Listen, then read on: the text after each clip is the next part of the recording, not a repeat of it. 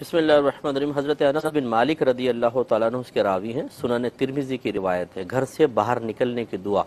آپ کہتے ہیں کہ نبی کریم صلی اللہ علیہ وسلم نے ارشاد فرمایا، جو گھر سے باہر نکلتے ہوئے یوں کہے بسم اللہ توکلت علی اللہ لا حول ولا قوت الا باللہ،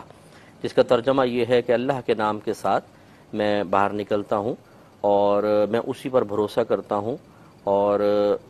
نیکی کرنے کی طاقت اور گناہ سے بچنے کی قوت اللہ کی توفیق کے علاوہ نہیں ہے۔